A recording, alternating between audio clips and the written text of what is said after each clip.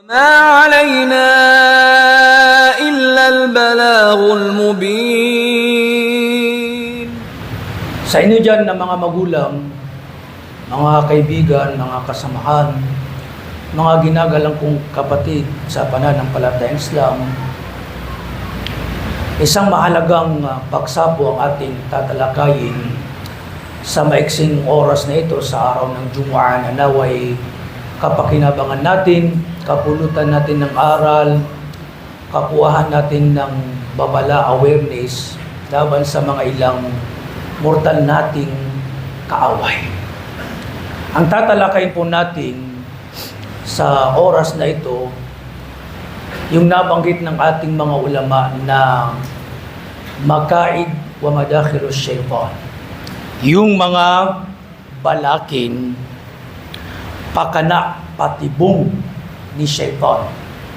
Yung mga panlilinlang ni syaitan sa isang tao, lalong-lalo na ang isang Muslim, isang mu'min. Paano niya nililinlang? Ano yung mga pakana, patibong ni syaitan para tayo ay linlangin, para tayo ay lihisin sa matuwid na landas, para tayo ay ilayo kay Allah subhanahu wa ta'ala. Ito yung tatalakay natin at mahalagang paksa. Una, mga kaibigan, mga kapatid, walang pag-aalinlangan na ang mortal, pinakamortal nating kaaway ay si Iblis, si Shaitan. At ang kanyang mga kampon, mga kasamahan, sundalo, ang pinaka pinuno nila ay si Iblis at sa kanya nanggaling ang kanyang angkan. May mga kampon siya, sundalo na pinapadala, bumubulong, nag-uudyok sa mga tao, lalo lang na ang mga Muslim para malihis sila sa matuwid na landas. At isa sa habag sa atin ni Allah, pinakilala sa atin ni Allah subhanahu wa ta'ala. Sinabihan tayo ni Allah subhanahu wa ta'ala sa banal na Quran na ang pinakamortal nating kaaway ay si Shaitan. At binigyan tayo ng babala hinggil sa kanya at sa kanyang mga sundalo, kampon. At alam nyo ba, si Iblis, nung isumpa ni Allah subhanahu wa ta'ala at ibaba dito sa langit, bago siya ibaba dito sa mundo, sumumpa siya kay Allah subhanahu wa ta'ala. At nang bigyan ni Allah subhanahu wa ta'ala ng palugit na mabuhay si Iblis hanggang sa paggunaw ng mundo, ayon sa wisdom ni Allah, bilang pagsusulit, pagsubok sa atin, pagsubok kay Adan at sa kanyang mga angkan. Sabi ni Iblis, pagkaraang masabi ni Allah subhanahu wa ta'ala na sa iyo ang iyong kahilingan, bubuhayin kita hanggang sa paggunaw ng mundo. Hanggang sa paggunaw ng mundo. Sabi ni Iblis, thumma la'atiyannahum min bayni aydihim wa min khalfihim. Pagkaraan, Ya Rabbi, o aking Panginoon, pagkaraan ako ay darating sa kanila, mula sa kanilang harapan, mula sa kanilang likuran, wa an aymanihim, wa an syama'ilihim, sa kanilang kanan, sa kanilang kaliwa, wala tajidu aktsarahum syakirin. Pagkaraan nun, walang kang matatagpuan na ang karamihan sa kanila ay nagpapasalamat sa iyo. Ibig sabihin, si Iblis, sinabi niya kay Allah, ililigaw at ililigaw ko si Adan at ang kanyang mga angkan sa ano pa mang kaparaanan, lahat ng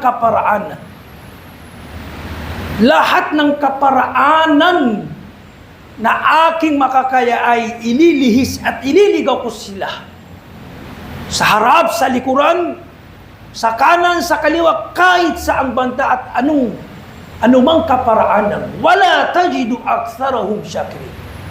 Wala kang makikita na nagpapasalamat, sumasamba sa iyo.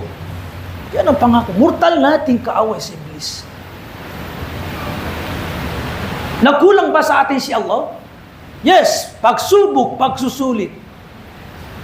Subalit, hindi nagkulang sa atin si Allah. Pinakilala sa atin ni Allah na si Shaitan, mortal yung kaaway. Huwag niyong sundin ang kanyang mga patibong, panlilinlang.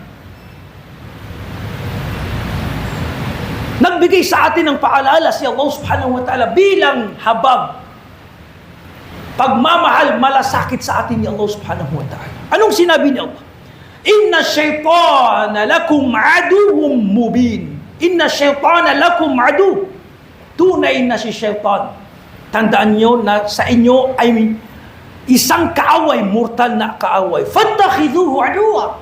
Ituring nyo si Shaitan, si Iblis at ang kanyang mga kampon bilang kaaway. Huwag nyong kaibiganin. Huwag nyong sundin.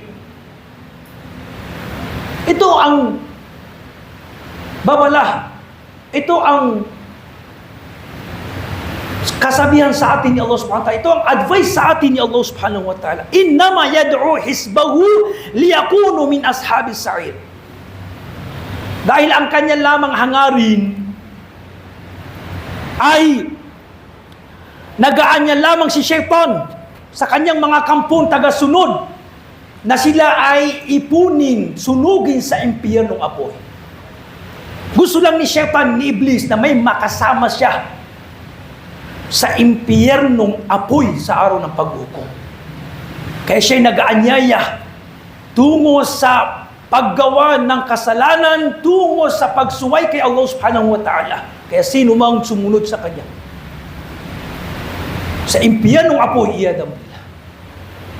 Sabi ni Allah subhanahu wa ta'ala, Ya ayyuhalladhina amanu dukhulu fi silmi kafa wa la tattabi'u khutuwati syaitan. Innahu lakum aduwwun mubin.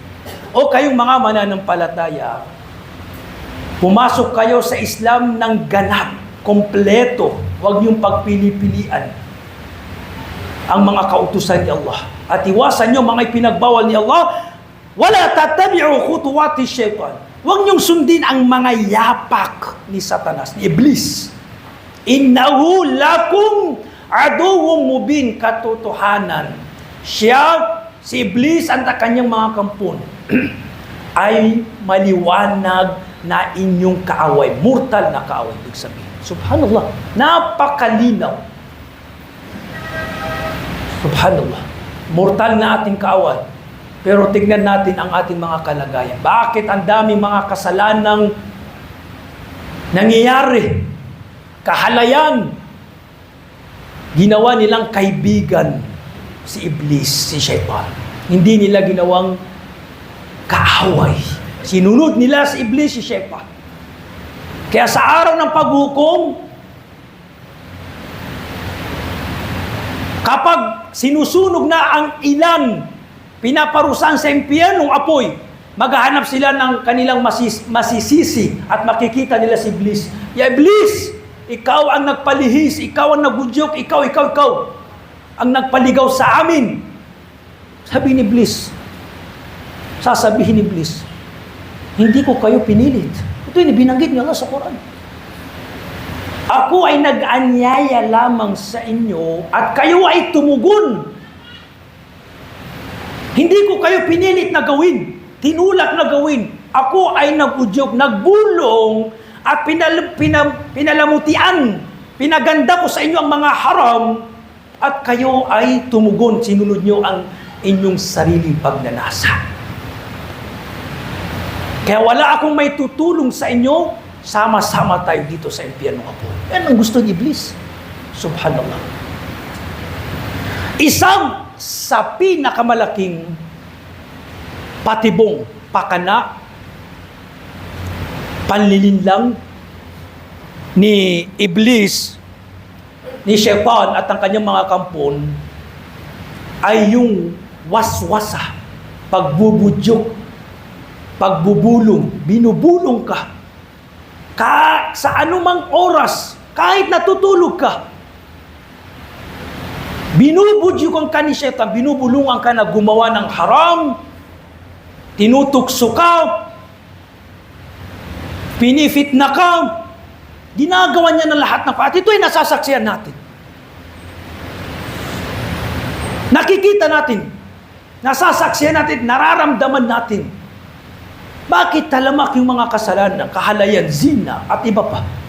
Binubudyukan ka ni Satanas, parang nasa isip mo yung haram, nagugustuhan mo, at kapag hindi ka aware, nag-iingat, at wala kang takot kay Allah, mahina yung iyong iman, pananampalataya, at matapang ka sa paggawa ng kasalanan, subhanallah, nagagawa mo yung kasalanan. Dahil sa pagsunod mo kay Iblis, kay Shaitan, at sa kanyang mga kampanya, damila. At si Iblis, marami siyang sundalo. Mga kampon na mula sa mga jin na katulad niyang Shaitan. At hindi lang yun. Meron din siyang ginagawang Shaitan mula sa mga tao. Itong mahirap. Ginagawa niyang kasangkapan ng ilang mga tao. Maaring kaibigan mo, kapatid mo, kasamahan mo, na inuudyukan ka. Yung kapatid mo, kaibigan mo, inuudyukan ni Iblis na gumawa ng haram. Naisip niya, udyukan mo rin si kapatid. Pagandahin mo sa kanyang paggawa ng haram, inuudyukan ka niya. Kaya kung di ka nag-iingat, hindi mo alam yung gagawin mo, nakakagawa ka ng haram. Masarap gumawa ng haram, iyadab billah. O di ka sa isang negosyo, inaanyahan ka na sa isang negosyo, subalit ito'y haram. O di ka ano pa mang haram, iyadab billah. Ito yung pag-udyok. Subalit, meron lang tayong tatalakay isang mahalagang paksa.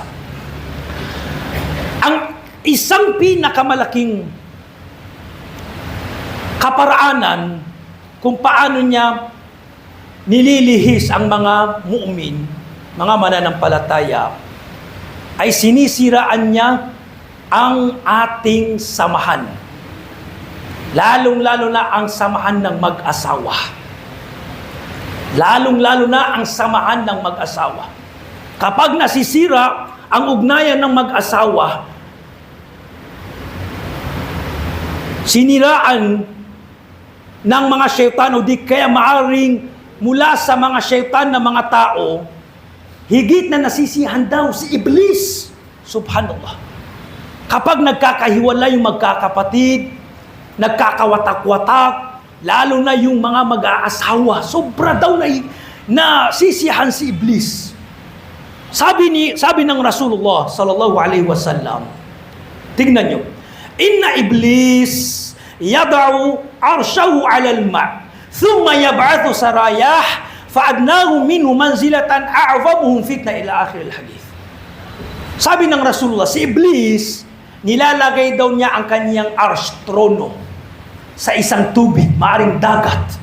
Trono, napakalaking arsh, sa isang dagat. At pinapadala niya yung kanyang mga kampon para magpakalat ng ano pamang pagsuway kay Allah subhanahu wa ta'ala. Pinapadala niya yung kanyang mga kampong mag-udyok, magpakalat kayo ng kaguluhan, kapahamakan, ano pa mang kaya ninyo, mag-report kayo sa akin. At kapag daw nagre-report ang mga syaitan sa kay Iblis, mga kampon niya, sinasabi niya, itong ginawa ko. Nagawa kong gumawa ng kasalanan. Sabi niya, wala kang nagawa. Maliit yung nagawa mo. Kapag may nag-report sa kanya, na kampuk, isa niyang sundalo, na sabi niya, ya Iblis, o aming pinuno, ma taraktuhu hatta farraktu bainahu wa baina imratihi. Ang aking nagawa, nagpursige ako sa mag-asawa na sila'y paghiwalayin hanggang sila'y nag-away at naghiwalay at maaring inudyukan ko yung ilang mga kasamahan niya na paghiwalayin, sirain, gumawa ng chismis sa mag-asawa hanggang sila ay mag-away, nag-away at nagkahiwalay.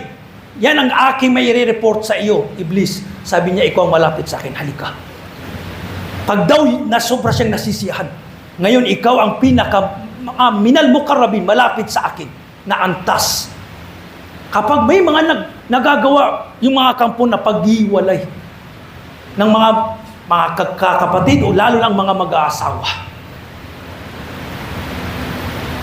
Ito yung subhanallah. Tingnan nyo. Mga halimbawa nito, tafriku zawjain.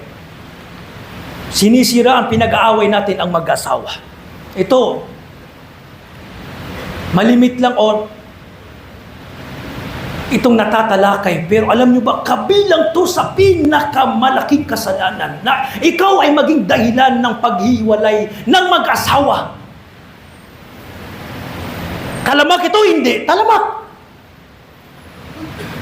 Pinaghiwalay niya, nagsasanhi siya ng gawain o ng bagay para mag-away yung dalawa at magkahiwalay. Maaring, ang kanyang hangarin, kunwari, pinapayuhan niya ang babae o di kaya ang lalaki sa lalaki, pinapayuhan niya. Pero hindi niya napapayuhan, bagkus nasisiraan niya ang mag-asawa, nakikialam. Sa away ng mag-asawa, tabya. Napaghiwalay niya, subhanallah. Ito ay budyok ni Shaitan. Ginawa kang kasangkapan ni Shaitan. Napakalaking kasalanan.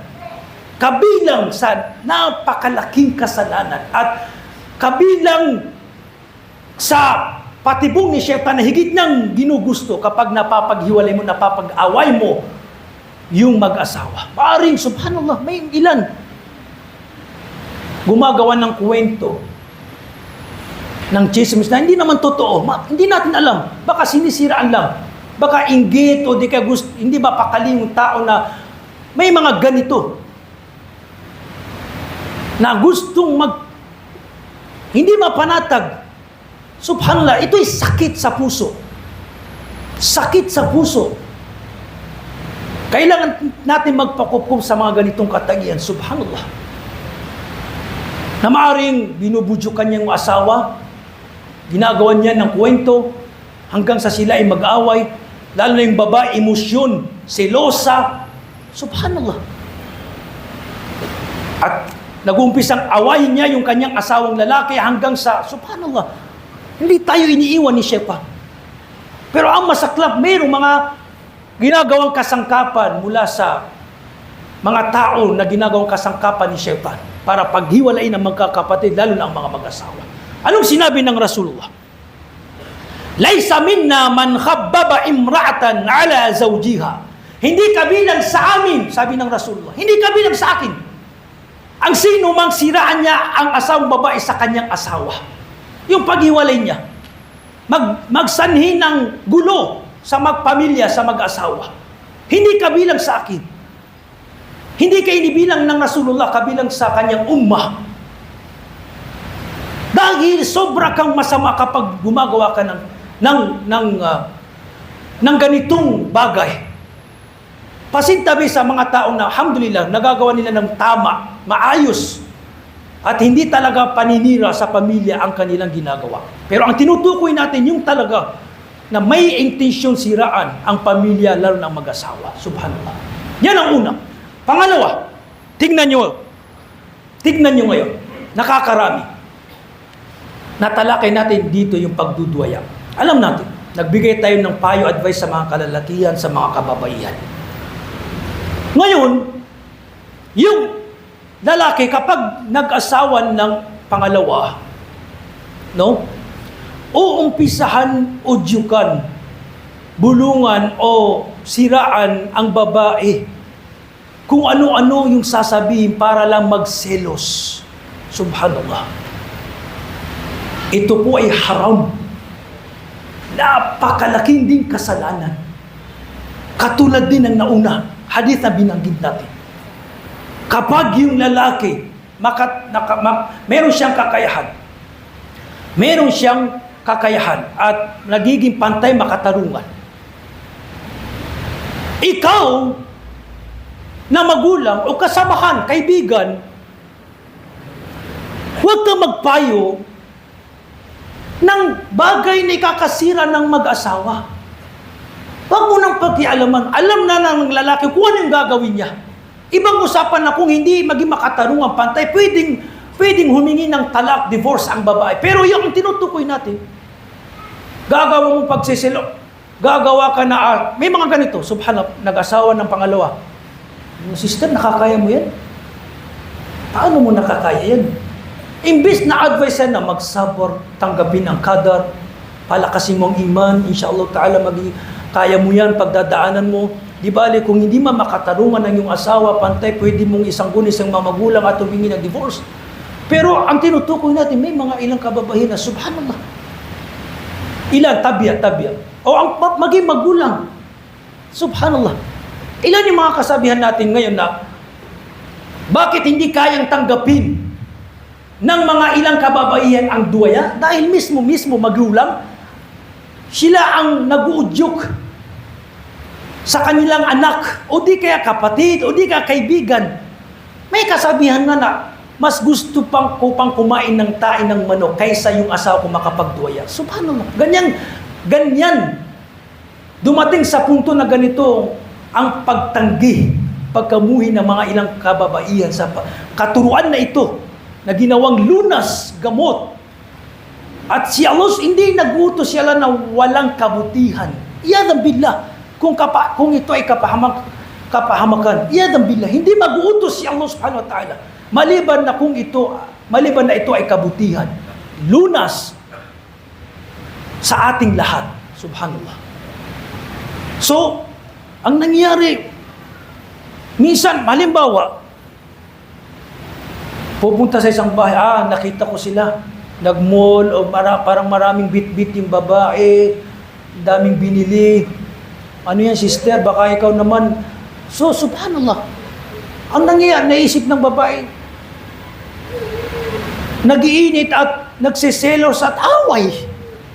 So, ano nangyayari? Hiwalayan. Subhanallah, ikaw nagiging sanhi. Iyadan billah. Pangatlo, tandaan ninyo aming mga sisters, hindi pwedeng humingi ng divorce, talak, kung ang dahilan lamang ay nag-asawa ang iyong lalaki ng pangalawa. Haram, hindi pwede. Malibang ibang usapan na kung hindi makatarungan at hindi pantay. Pero kung mujarrad, ibig sabihin, narinig mo lamang na nag-asawa, nagselos ka na, okay, tinanggihan mo na, huwag ka nang umuwi. Hiwalay na tayo. Hiwalayan mo ako. Ganito, ganyan. Kabilang po yan sa mga malalaking kasalanan. Anong sinabi ng Rasulullah sallallahu alaihi wasallam? Ayyuma imra'atin sa'alat zawjaha talaqaha fi ghairi ma ba'sin fa haramun 'alayha raihatul jannah. Alam natin ang talak sa kamayan ng lalaki. Sino mang babae, sabi ng Rasulullah, na humingi ng talak, divorce, paghiwalay, na walang sapat na dahilan. Walang sapat na dahilan. Hindi valid reason na nag-asawa lamang yung asawa mo. Kasi katuruan yan.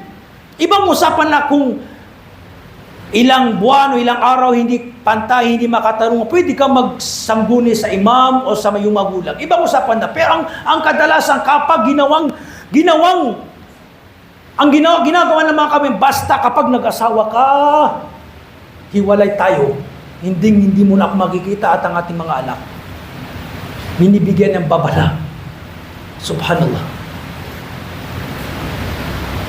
So, makakapas. Ano sabi ng Rasulullah? Sinumang babae na humingi ng talak, divorce, paghiwalay, min ghairi ba's, fi ghairi ma ba'sin, na walang sapat na dahilan, hindi makarelihiyong dahilan, faharamun 'alayha raihatul jannah.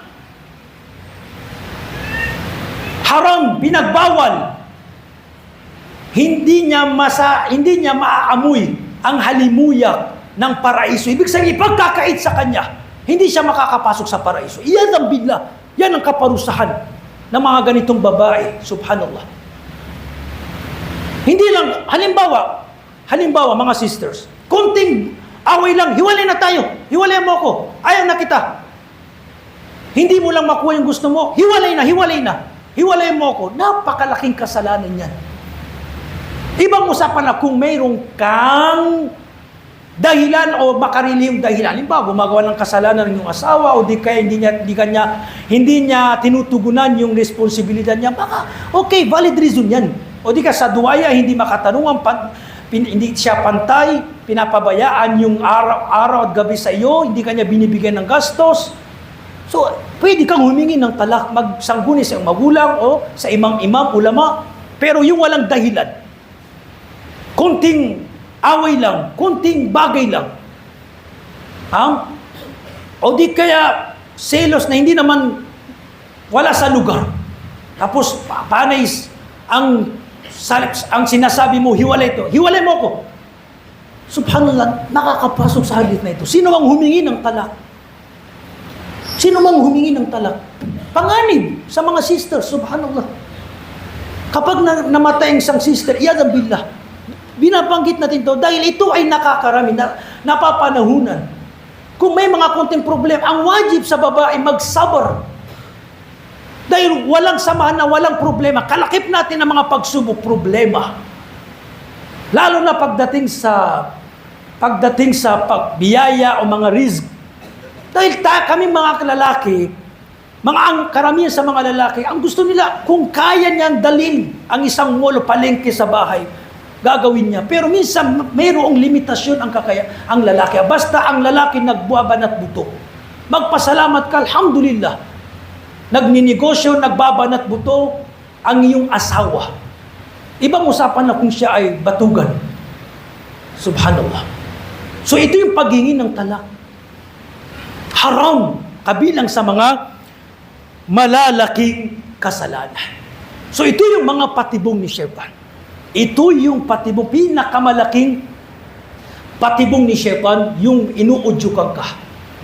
Inuudyukan ka, binubulungan ka, ginagawa sa iyong maganda ang, pinapaganda sa iyo ang pinapalamutian ni Shaitan, ni Iblis at kanyang mga kampon, ang haram. Finifit na ka, tinutukso ka. Nagiging masarap sa iyong kalooban, sa iyong puso. Makakita ka lamang ng babae na maganda, kung hindi ka mag-istighfar, mag-a'udhu billahi minasyaitanir rajim, tingnan nyo, naisip mo, yung tukso, pag nanasa, nagagandahan ka, yung fitna, nakikita nyo, lumalakas, parang kumukulo yung dugo. Kasi, nilikha tayo ni Allah subhanahu wa ta'ala, ang lalaki may pagkagusto sa babae, parang positive, negative na pag nagsasalubong. Subhanallah. Tingnan nyo, yung fitna ni Iblis. Fitna ni Iblis, Shaitan. Sabi ng Rasulullah, lalo na ngayon sa atin dito sa Davao, na Christian area. Alam natin yung mga Christian, subhanallah, kung manamit sila, Allahu Akbar, parang nakaubad. Pero, pinayuhan tayo ng Rasulullah kung ano yung mga gagawin natin. Umiwas sa fitna, kahit yung paningin natin kailangan ibaba kung nakakita ng fitna, hindi yung tititigan mo. Sabi ng Rasulullah, kapag hindi mo sinadya tignan yung, nakita mo yung haram, yung fitna na patungkol sa babae, no? Hindi mo sinadya, sabi ng Rasulullah, la alayka, ibig sabihin, wala kang pananagutan dun sa unang tingin.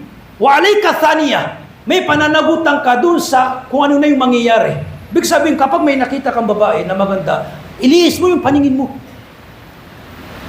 Huwag mong titigan, mafe-fit na ka. Mag-imagination ka kung ano na yung papasok sa isip mo. Makakagawa ka. Alam natin yung haram relationship. Dito, sumakay ka lamang ng jeep, katabi mo, parang nakikita mo, talagang mafe-fit na ka. Subhanallah. Kung wala kang iman, hindi ka nag-i-istighfar, a'udhu billahi minasyaitanir rajim, nag-i-istighfar, astaghfirullah. Karamihan, tinititigan pa. Alalakas yung fitna. Tititigan, ang laki ng mata. Kung walang asawa, talagang, subhanallah, papasok yung syaitan, kunin yung number, i-chat mo, kaya so ganyan. Kung may asawa, pwede niyang gamitin yung pagka-fit na niya sa kanyang asawa. Yung pagnanasa, kabilang to sa mga paglilihis ni syaitan. Iyan bilang yung fitna. pagbuudyok. Lahat, sabi ng Rasulullah, kapag nag-udyok si Shaitan at yung kakambal mo, may tinatawag, may sinabi ng Rasulullah, walang isa sa inyo na maliban na mayroong kakambal mula sa jin. Ikadua sa Maranao, yung kakambal sa Tagalog, kakambal siguro, ang pwedeng sabihin. Kakambal mula sa jin. Ito yung pagsusulit, pagsubog sa atin ni Allah. Walang isa sa inyo maliban na mayroong kakambal mula sa jin na inutusan siya ng masama. May anghel na nagutos ng kabutihan sa iyo, nakatalaga, at mayroong jin sa kaliwan na nagutos sa iyo ng masama. Sabi ng mga sahaba, ya Rasul, kahit ikaw, sabi niya, kahit ako, pero tinulungan ako ni Allah sa jin na ito at siya ay nag-Islam, aslama. So ito ay special sa Rasulullah, pero sa atin, subhanallah, nagudyok ng masama. Gumawa ng haram, huwag magsala, huwag lahat ng Quran. So maging aware tayo, kilalanin natin itong mga mortal na ating kaaway at yung mga pakanapatibong pagkali. Yung paglilin lang nila para hindi tayo nawawala sa landas ni Allah subhanahu wa ta'ala at hindi tayo nalilihis. Naway napulutan natin ng aral itong paksa na ating tinalakay. Patatagin nawa tayo ni Allah subhanahu wa ta'ala at pangalagaan nawa tayo ni Allah subhanahu wa ta'ala mula kay Iblis, mula kay Shaitan sa kanyang mga kampuon. Barakallahu li wa lakum fil Qur'anil Karim wa nafa'ani bima fihi min al-ayat wa dhikril hakim. Aqulu ma tasma'un wa astaghfirullah li wa lakum wa lisa'il muslimin min kulli dhanbin fastaghfiruhu innahu huwal ghafurur rahim. Bismillah, alhamdulillah, wa salatu wa salamu ala rasulillah, amma ba'd. Alhamdulillah. So, kuhaan natin ng aral. Yung protection laban sa Shaitan, no? Protection laban sa Shaitan. Ano yung protection natin? No? Ang problema kasi sa atin, hindi natin pinag-aaralan yung mga protection laban kay Shaitan, kay Iblis. Subhanallah, mga pananggalang, itinuro sa atin ni Allah at ng Rasulullah sallallahu alaihi wasallam na ang pinakamabisang protection kay Shaitan, kay Iblis, ay yung mga adhkar, mga supplication, yung pagbabasa ng Quran. Subalit ang problema, hindi natin ito pinag-aaralan. Hindi natin ito pinag-aaralan. Kahit yung mga salamangkero o di kaya mangkukulang, yung mga kulang, yung mga devil eye, sungkur, ang protection dyan, ang Quran, pagbabasa ng Quran, at yung mga adhkar, mga tasbih, mga dhikr, supplication, pag-alaala kay Allah subhanahu wa ta'ala. Napakaraming adhkar ang itinuro sa atin ng Rasulullah sallallahu alaihi wasallam bilang protection. Kaya mga adhkar sa gabi o sa umaga, kapag binasa mo ito, mapoproteksyonan ka laban kay Shaitan. Kapag ikaw ay matulog, hindi ka sisiraan, hindi ka guguluhin ni Shaitan. Pero wala tayong alam, hindi natin pinag-aralan. Subhanallah. Ang tinatangkilik pa natin, ang iba, yung mga haram. Ano yung mga haram? Minsan mga shirk, pagtatambal. Paglalagay ng bawang sa ilalim ng kama. Ito yung mga adat ng ating mga magulang. Paglalagay ng bawang o ano pa mang mga shirk, pagtatambal. Anting-anting, hindi tayo ito makakaproteksyon. Ang makakaproteksyon sa iyo, ang Quran, pagbabasa ng Quran. Ang mga adhkar, mga supplication. Tingnan nyo, kapag matulog, bago tayo matulog, tinuro sa atin ng Rasulullah ang dapat gawin. May mga dhikr dyan na hindi ka mapapangalagaan ka mula kay Iblis, mula kay Shaitan. Bakit ang daming binabangungot? Bakit nananaginip ng mga masasama? Dahil hindi siya nagbabasa ng mga tasbih, mga dhikr, pagbabasa ng Quran, ang alam na protection itong mga haram. Subhanallah. Pero ang mabisang protection ang Quran. Pagbabasa ng Quran. Ngayon, may application. Application, minadali sa atin ng ating mga ustad. Na tinatawag na adhkarus sabah wal masa. O di kaya, hisnul muslim, pananggalang mo. Protection ng isang Muslim laban sa mga Shaitan. Laban sa mga Shaitan. Kasi itong kulang, devil eye, ito ay lahat totoo. Pero ang protection dyan, yung adhkarus sabah. Tingnan nyo, sabi ng Rasulullah, isang protection lamang. Sino mang lumabas sa bahay na kanyang sabi, Bismillahi tawakkaltu ala Allah, la hawla wa la quwwata illa billah, siya ay mapapangalagaan mula sa syaitan. Hanggang sa siya ay makabalik sa bahay. Alam natin ito, hindi natin alam. Napakaganda ng Islam. Tinuro sa atin ang mga adab. Kapag kumain, mag-bismillah para hindi ka sinasamahan ni syaitan sa pagkain. Pero marami sa atin, bug. Bismillah, wala. Kaya pagkarang kumain, parang hindi siya nabusog. Kasi sabi ng Rasulullah, baka kumain kasama mo si syaitan. Hindi ka nag-bismillah. Subhanallah. Ganyan. Ang punto lamang natin, kung paano nililigaw ni Iblis, ni syaitan, ang mga Muslim, lalo na yung pag-udyo. Tingnan natin ngayon sa social media. Talamak ang haram relationship. Talamak ang haram relationship. Pakikipag-chat sa hindi mahram. Tingnan niyo, nag-uumpisa sa maliit. Maring, ang ilan, relihiyoso ang usapan, pero kalaunan, nagiging haram na ang ugnayan. Kasi si Iblis, kasi sinabi ng Rasulullah, kapag ang lalaki at babae magkasama sa isang lugar, ang pangatlo nila si syaitan. Pero ngayon, social media, private message, nag-usap sila. Walang problema kung nagtatanong, doon lang may limitasyon. Pero, pag ugnayan na, alam natin to sobrang talamak. Ano yung mga usapan? Subhanallah. Yung haram relationship nag-umpisa sa, kunyari magkaibigan, wala lamang, kumustahan, pero paunti-unti, video chat, nakikipagkita na, hawakan, subhanallah, so and so forth. Dahil hindi ka iniiwan ni syaitan. Subhanallah. Hindi ka iniiwan ni syaitan. Dahil nafi-fit na, lalo na kung nag-iisa ko, wala kang asawa. Higit na fit na ang pera at ang kababaihan. Sobrang nakaka-fit na. Ginagawang masarap sa kalooban ang pagka-fit na pagkahumaling sa mga kababaihan. Lalo na ngayon, social media. Subhanallah, napakaraming nangyayari sa private message na mga kahalan haram na nag-uumpisa sa maliit pero subhanallah, inuudyok kang ka ni syaitan. Inuudyok ka ni syaitan.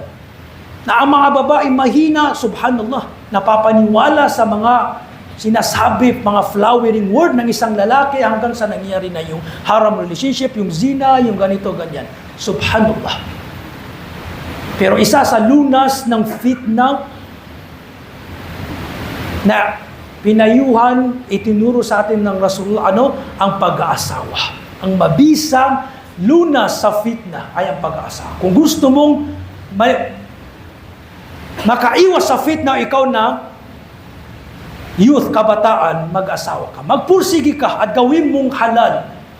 Gawin mong halal yung ugnayan. Magpursige ka, mag-ipon ka para makaipon ng mahar, dowry, at ikaw ay mag-asawa para makaiwas ka ng fitna. Wallahi al-azim, tutulungan ka ni Allah subhanahu wa ta'ala kapag tunay yung intention mo. Umiwas ka sa mga haram. Na itong mga pakikipag sa haram relationship, subhanallah. Tulungan nawa ni Allah subhanahu wa ta'ala ang ating mga kabataan. Naway na pulutan natin ng araw itong paksa na ating mga tinalakay. Ibadallah, inna Allah amarakum bi amrin kad bada fi